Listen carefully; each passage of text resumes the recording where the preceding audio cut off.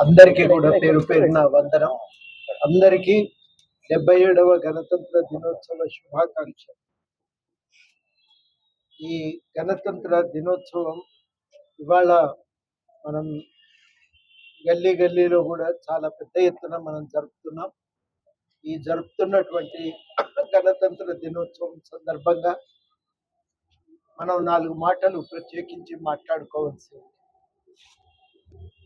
భారత రాజ్యాంగం అమల్లోకి వచ్చిన రోజు, ఈ అమల్లోకి వచ్చినటువంటి సందర్భంగా మనం రాజ్యాంగం ఎందుకు ఉనికిలోకి వచ్చిందో ఒక మాట చెప్పుకోవాలి.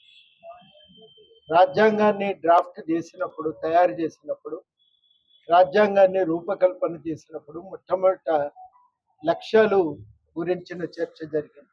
ఏ లక్ష్యాల కోసం, ఏ అవసరాల కోసం రాజ్యాంగాన్ని రాయాలి అనే చర్చ ఒకటి చాలా పెద్ద ఎత్తున జరిగింది. ఆ చర్చ జరిగినప్పుడు చివరికి జవహర్లాల్ నెహ్రూ గారు లక్ష్య ప్రకటనని రాజ్యాంగంలో ప్రవేశపెట్టారు. ఆ తీర్మానంలో వాళ్ళు ఏం రాసుకున్నారంటే, ఒక నవ భారత నిర్మాణానికి ఈ రాజ్యాంగం ప్రాతిపదికగా నిలుస్తుంది. మామూలుగానైతే రాజ్యాంగాలు కేవలం ప్రభుత్వాల అధికారాలను నిర్వచించి ప్రజల హక్కులను కూడా స్పష్టం చేస్తాయి. మన భారత రాజ్యాంగం మాత్రం ఒక సంప్రదాయాల మీద నడుస్తున్న సమాజాన్ని కాదని, ఆధునిక విలువల ప్రాతిపదికన ఒక కొత్త సమాజ నిర్మాణం కోసం పూనుకోవాలనే లక్ష్యంతో ఇవాళ ఒక కొత్త రాజ్యాంగాన్ని రూపకల్పన చేశారు. అంటే ఏకకాలంలో ఇది పౌరుల హక్కులను రక్షించటం మాత్రమే కాదు, ఈ రాజ్యాంగం అనేది భారతదేశ పునర్నిర్మాణానికి, భారతదేశం యొక్క అభివృద్ధి కోసం ఒక ప్రణాళికను కూడా సూచిస్తున్నది. ఈ ప్రణాళిక ప్రధానంగా ప్రతి మనిషికి ఒకే విలువ ప్రాతిపదికన భారతదేశ నిర్మాణానికి ఇది ఒక ప్రాతిపదికను తయారు చేసింది.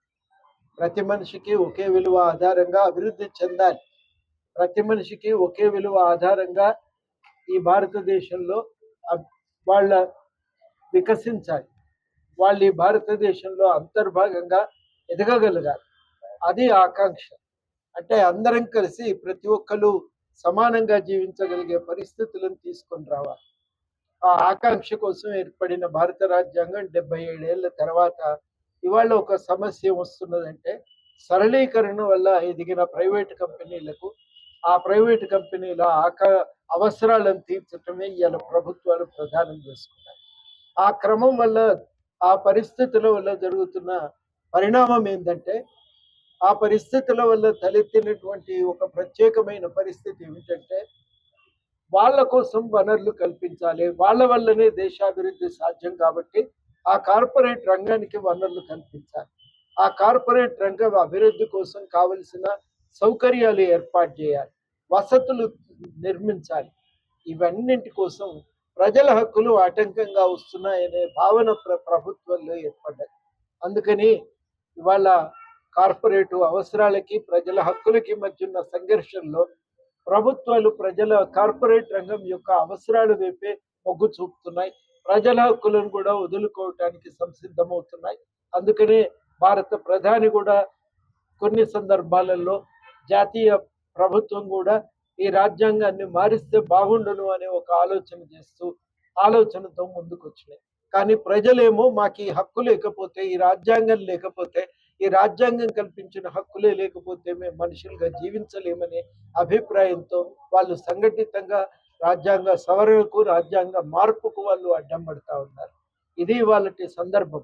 కార్పొరేటు అవసరాలు, ప్రజల హక్కుల మధ్యన సంఘర్షణ చెలరేగుతున్న ఈ సందర్భంలో కార్పొరేటు అవసరాల వైపు అధికారం మొగ్గు చూపుతున్నప్పుడు ప్రజలుగా మనం అందరం ప్రజల హక్కుల పరిరక్షణ కోసమే నడుం బిగించాలి, ఈ రాజ్యాంగాన్ని కాపాడుకోవాలి. ఇది ఒక విచిత్రమైన పరిస్థితి. మామూలుగా ప్రజలు రాజ్యాంగాన్ని మార్చాలంటారు, కానీ కార్పొరేట్ రంగం రాజ్యాంగాన్ని మార్చాలంటుంది.